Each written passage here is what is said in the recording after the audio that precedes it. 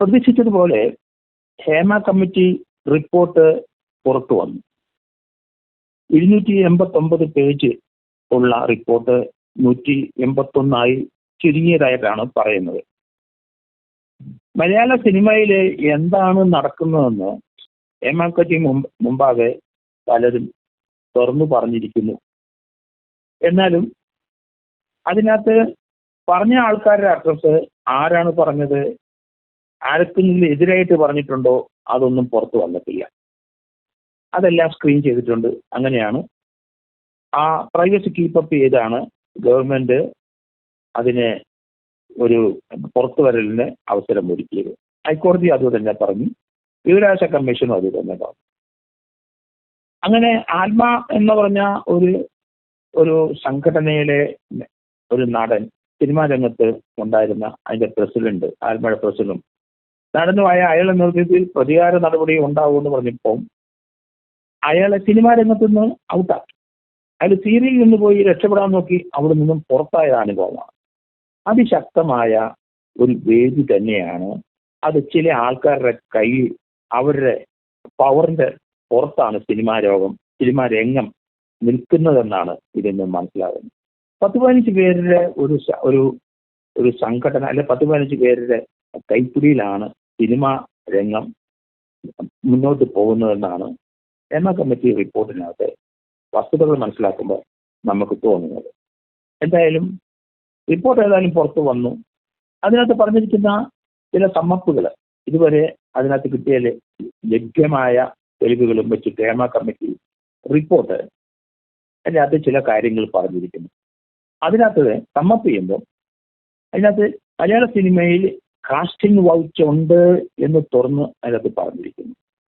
അവസരം കിട്ടാനായിട്ട് നടിമാര് ചില വിട്ടുവീഴ്ചകൾ ചെയ്യണം, അല്ലാതെ ആരും ഉയർന്നു വരില്ല എന്ന് പറഞ്ഞിട്ടുണ്ട്. പിന്നെ ഈ വഴങ്ങുന്ന നടിമാർക്ക് അവർക്ക് ചില പ്രത്യേക കോഡുകളുണ്ട്. ആ കോഡുകളുള്ളവർക്ക് പ്രത്യേക ചില പരിഗണന ഈ സിനിമാ രംഗത്ത് കൊടുക്കുന്നു. നല്ല ഭക്ഷണം കൊടുക്കുന്നു, അവർക്ക് വേണ്ട ഫെസിലിറ്റി കൊടുക്കുന്നു. ഈ WCCയിൽ ഒരു നടി അതിന്റെ അംഗത്വം വിട്ട് പോയി എന്നും ആ നടിക്ക് സിനിമയിൽ വലിയധികം ചാൻസുകൾ പിന്നീട് ലഭിച്ചുവെന്നും വാർത്ത ഇതിനകത്ത് വരുന്നുണ്ട്. ഏതെങ്കിലും നടി ഇതിനകത്ത് സഹകരിച്ചില്ലെങ്കിൽ അവർ ആ പ്രൊഡ്യൂസറോ അല്ല സംവിധായകരോ മറ്റു ചില ഗ്യാങ്ങുകളോ വിചാരിക്കുന്ന പോലെ നടി വഴങ്ങിയില്ലെങ്കിൽ അവർ ആ സിനിമയുടെ കൂടി അവർ ഔട്ടാവും, പിന്നെ ചാൻസ് ഒന്നും ലഭിക്കില്ല. ഈ നടികൾ ഈ സിനിമ ഷൂട്ടിംഗ് സമയത്ത് അവർക്ക് കൊടുക്കുന്ന മുറികൾ, അല്ലെങ്കിൽ ചില ലോഡ്ജുകൾ, അല്ലെങ്കിൽ അവർക്ക് ചില ഹോട്ടലുകളിൽ മുറി കൊടുക്കും. ആ കൊടുക്കുന്ന രാത്രി അവർ ഉറങ്ങാൻ സമ്മതിക്കില്ല. അവിടെ വന്ന് മദ്യപിച്ച് വന്നിട്ട് മുട്ടുകയാണ്. അവിടെ മുട്ടി ആ വാതില് അതുപോലെ ശക്തമായി മുട്ടി തുറന്നില്ലെങ്കിൽ പ്രശ്നമാവും. വാതിൽ പൊളിഞ്ഞു പോകുമോ എന്ന് വരെ അവർക്ക് തോന്നിയിരിക്കുന്നു. പരാതിപ്പെട്ടാൽ അവരെ ഭീഷണിപ്പെടുത്തും, അവരെ സിനിമയിൽ നിന്ന് ഔട്ടാക്കും. പിന്നെ ആ ഇരകൾക്കെതിരായിട്ട് അപവാദ പ്രചരണം സോഷ്യൽ മീഡിയയിൽ ഉണ്ടാവും. പിന്നെ അവർക്ക് പിടിച്ചു നിൽക്കാൻ കഴിയില്ല. വിട്ടുവീഴ്ച ചെയ്യാതെ മലയാള സിനിമയിൽ ഒരു നടിമാർക്കും നിൽക്കാൻ കഴിയില്ല എന്നാണ് പറയുന്നത്. ഇത് പുരുഷ മേധാവിത്വമുള്ള ഒരു മേഖല തന്നെയാണ്. പുരുഷന്മാരെ അല്ലെങ്കിൽ നടന്മാരെ ആശ്രയിച്ചാണ് സിനിമയിലെ തീർച്ചയായിട്ടും അതിൻ്റെ പ്രൊഡക്ഷൻ കോസ്റ്റ് വർദ്ധിക്കുന്നതും അല്ലെങ്കിൽ അതിൻ്റെ മാർക്കറ്റിംഗ് ഒക്കെ നിൽക്കുന്നത്. ആ സ്ഥലത്ത് സ്ത്രീകൾക്ക് വലിയ പ്രാധാന്യം കൊടുക്കാതെയുള്ള സിനിമകളാണ് ഭൂരിപക്ഷം. കൊടുക്കുന്നെങ്കിൽ തന്നെയും അവർ ചില കാര്യത്തിന് വഴങ്ങേണ്ടി വരും എന്നാണ് ഹേമ കമ്മിറ്റി റിപ്പോർട്ടിൽ നിന്ന് മനസ്സിലാകുന്നത്. പരാതി പരിഹരിക്കുന്നതിനുള്ള സംവിധാനം ICC സംവിധാനം ഇന്ന് ഉണ്ടെങ്കിലും അതുകൊണ്ടൊന്നും വലിയ മെച്ചം ഉണ്ടാവുമെന്ന് എനിക്ക് തോന്നുന്നില്ല. തെറ്റില് മദ്യത്തിൻ്റെ ലഹരിയുടെ ആധിപത്യമാണ്. അത് വ്യാപകമായ അത് ഉപയോഗിക്കപ്പെടുന്നു എന്ന് ഹേമ കമ്മിറ്റിയും പറയുന്നു. ഇതൊക്കെ നമ്മൾ പല സന്ദർഭത്തിലും പല ചർച്ചയിലും ഇതൊക്കെ നമ്മൾ പറഞ്ഞതാണ്. ആ സിനിമാ രംഗത്തുള്ള സ്ത്രീകൾക്ക് നിലനിൽക്കാൻ വലിയ പാടാണ്. അപ്പോൾ അവർക്ക് പിടിച്ചു നിൽക്കാനായിട്ട് അവരൊരു സംഘടന WCC എന്നൊരു സംഘടന മുഖേന രംഗത്ത് വന്നത് അത് പലർക്കും അവസരം നഷ്ടപ്പെടുകയും ചെയ്യും. അതുപോലെ സ്ത്രീകൾക്കെതിരായിട്ട് സൈബർ ആക്രമണവും നടക്കുന്നുണ്ട്.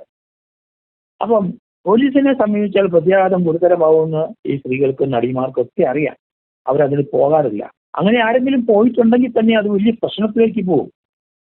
അപ്പൊ അതുകൊണ്ട് നമുക്ക് ഈ ഷൂട്ടിംഗ് സ്ഥലങ്ങളിൽ ഒന്നാതെ ലഹരി ഉപയോഗിക്കുന്ന മദ്യപിക്കുന്നവരെ ഒഴിവാക്കാനുള്ള ഒരു ശ്രമം തീർച്ചയായിട്ടും ഉണ്ടാകണം.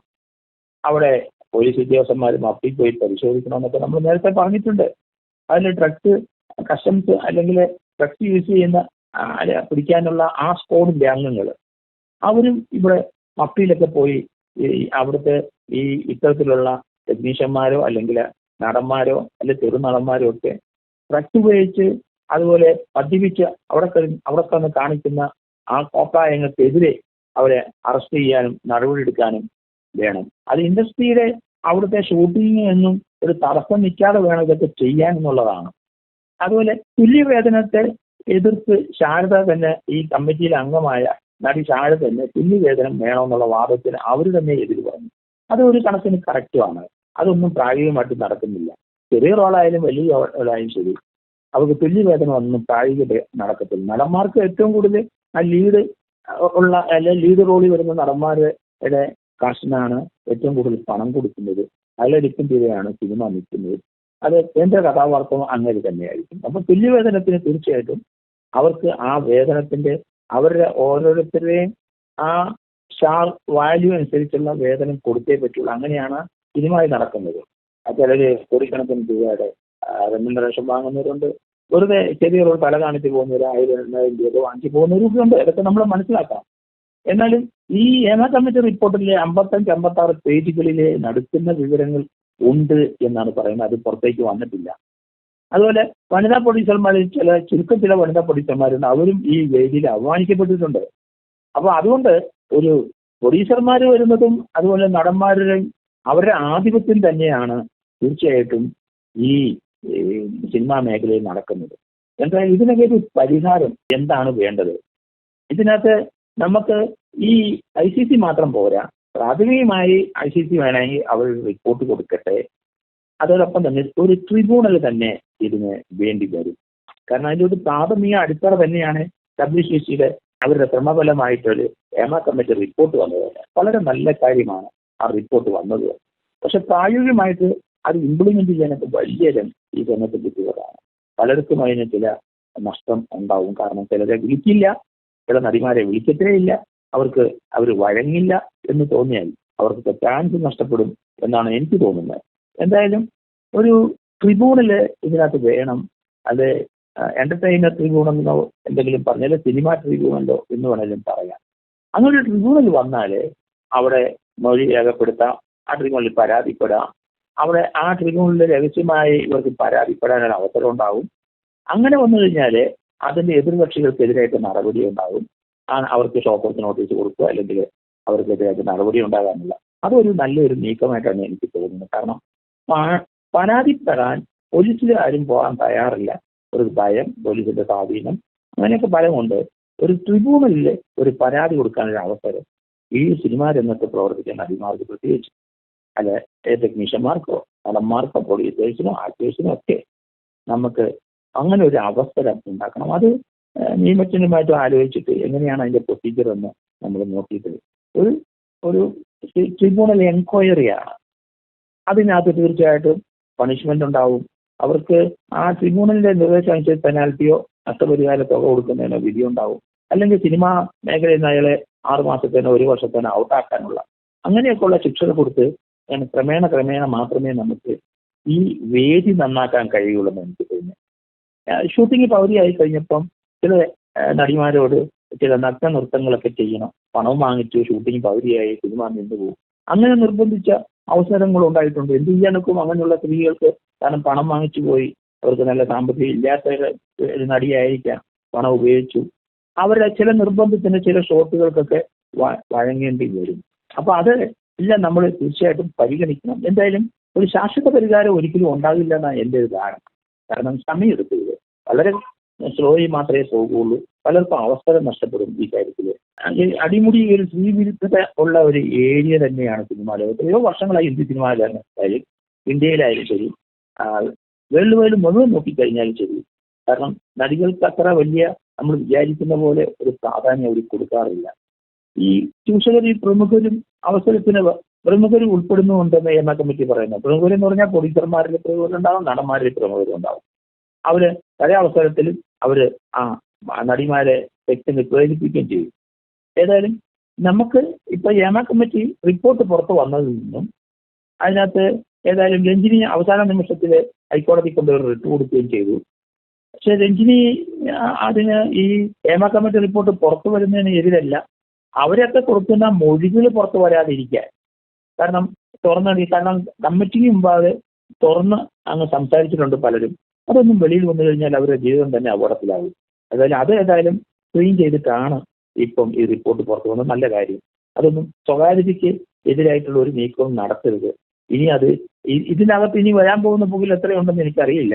എങ്കിലും ഇപ്പൊ തന്നെ അതിന് ഒരു അടിസ്ഥാനമായ തുടർച്ചയായിട്ട് ഈ ഹേമ കമ്മിറ്റി റിപ്പോർട്ടിന്റെ പുറത്ത് തന്നെ ഉടൻ തന്നെ അധികം താമസിക്കാതെ ഒരു ട്രിബ്യൂണൽ ഇതിനകത്ത് കൊണ്ടുവരണം. അപ്പം ഇതിനകത്ത് ഇപ്പം എന്തെങ്കിലും പ്രശ്നങ്ങളുള്ളവർ അല്ലാത്തവരൊക്കെ അടങ്ങിക്കോളും, നടപടി ഉണ്ടാവും എന്ന് തോന്നും.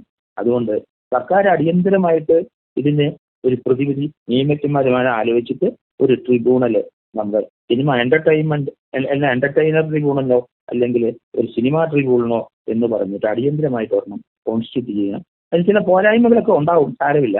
എങ്കിൽ തന്നെ അത് തുടങ്ങുന്നത് നമുക്ക് ഈ കമ്മിറ്റി ഈ വെളിപ്പെടുത്തിയ വിവരങ്ങളുടെ അടിസ്ഥാനത്തിൽ സിനിമാ മേഖലയിൽ കുറച്ചുകൂടെ ഒരു പുരോഗതി ഉണ്ടാക്കാൻ വേണ്ടി സഹായിക്കും എന്നുള്ള നിർദ്ദേശം വരും. അത് ഈ ഹേമ കമ്മിറ്റി റിപ്പോർട്ടിന്റെ അടിസ്ഥാനത്തിൽ ഈ ട്രിബ്യൂണൽ എത്രയും പെട്ടെന്ന് സർക്കാർ 1-2 മാസത്തിനകം തുടങ്ങണം. എങ്കിൽ മാത്രമേ നമുക്ക് ഈ ഇതുകൊണ്ടുള്ള ഒരു പ്രയോജനം സിനിമാ മേഖലയ്ക്കും സമൂഹത്തിനും ലഭിക്കുകയുള്ളൂ എന്നാണ് ഞാൻ കരുതുന്നത്.